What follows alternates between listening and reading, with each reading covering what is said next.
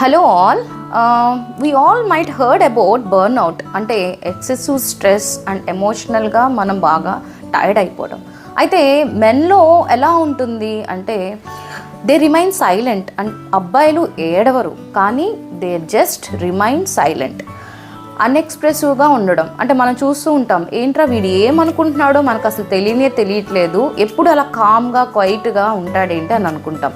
But behind that ఇంటర్నల్గా వాళ్ళకి చాలా సఫరింగ్ ఉంటుంది, ఎమోషనల్ ట్రోమా ఉండొచ్చు, ఎక్కడో ఎక్స్ప్రెస్ చేసుకోలేని ఒక స్టాగ్నెంట్ ఫీలింగ్స్ ఉండొచ్చు. But we fail to identify it.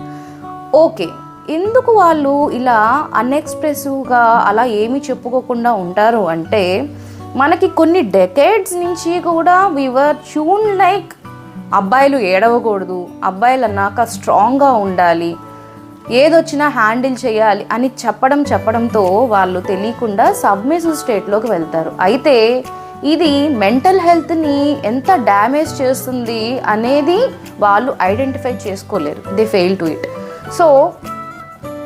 So coming అంటే లేటర్ వాళ్ళు డీపర్సనలైజేషన్ స్టేట్లోకి వెళ్తారు. అంటే ఏంటంటే ఒక టైంలో లైఫ్ అనేది చాలా ఇంపార్టెంట్, తర్వాత ఎందుకు నాకు ఈ లైఫ్ మీనింగ్లెస్గా అనిపించడం.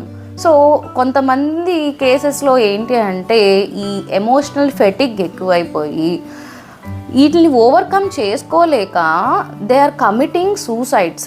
సో ఫ్రెండ్స్, మీరు కనుక if this is related please share it and give them a warmth. So everybody's mental health is very much important. Let us prioritize